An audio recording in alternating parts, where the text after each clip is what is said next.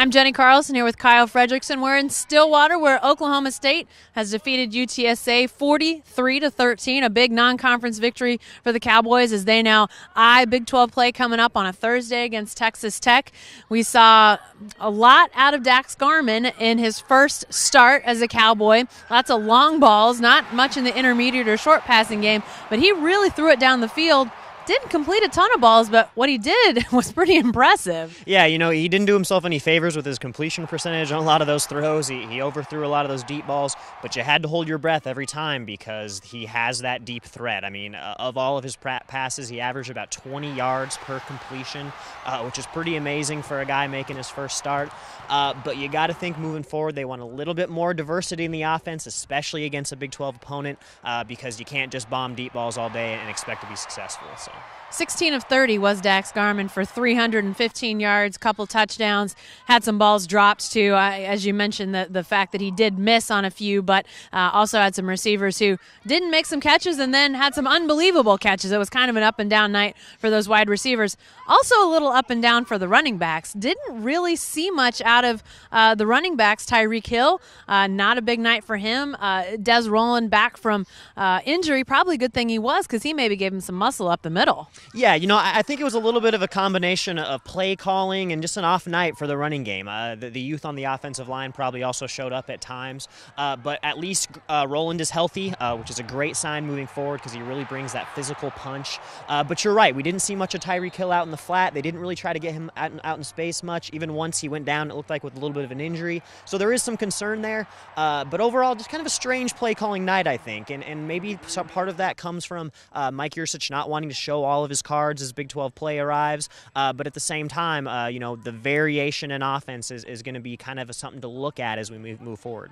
Well, when Oklahoma State did mix it up on offense within drives, we saw them march down the field and really be impressive. A play action pass here, run up the middle there, run around the edge, and all of a sudden they're in the end zone. So I think that has to be heartening that when they do get that mix, it tends to be a touchdown for them. Also heartening for these Cowboys, this defense played really well against Florida State, didn't win, didn't play as well against Missouri State, but tonight played fantastically, ending with an Ashton Lampkin interception for a touchdown.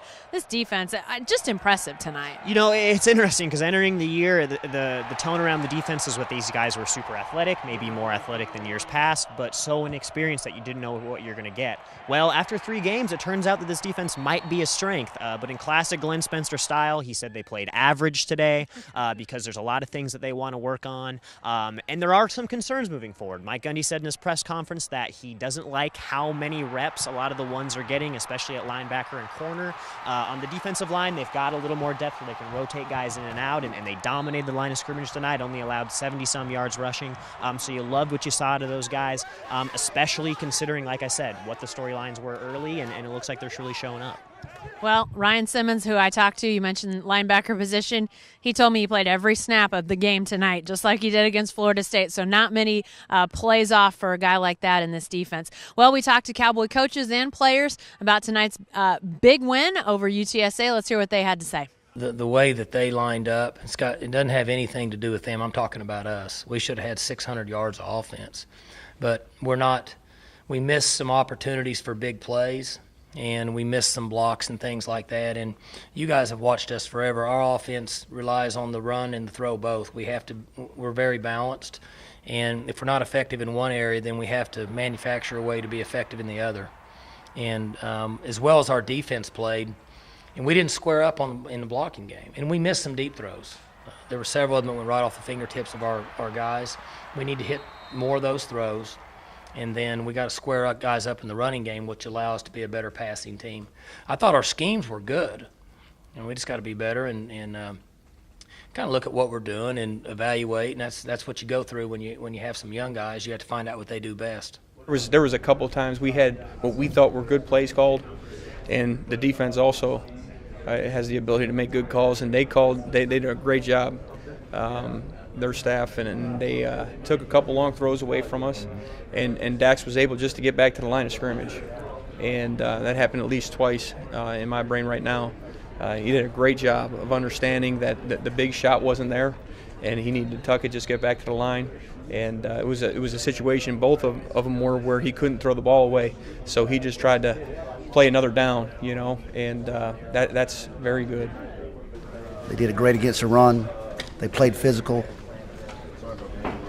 They had a lot of great tackles. What improvements did you see for the second goal of this game?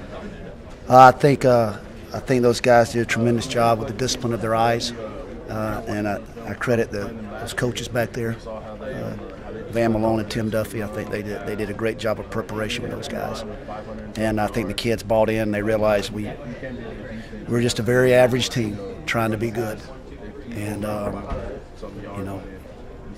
their tails on the line every snap, and that's college football these days. So you haven't a missed assignment back there, and you're going to give up big yards, and that's the world they live in. So I was very proud of how the coaches prepared them and how the kids bought in. I mean, when we want to come out and establish ourselves, establish that we can stop the run, we can stop the pass, and I feel like we did a good job at that at the beginning of the game, and started off a little slow in the second half. And I mean, that's something we need to work on. Come out in the second half like we do the first game, and come out in the beginning of the fourth quarter, the last play of the fourth quarter, like it's the first play of the beginning of the game. Very impressed. It's not a shock to us as an offense. We knew what he had. We knew what kind of talent he had.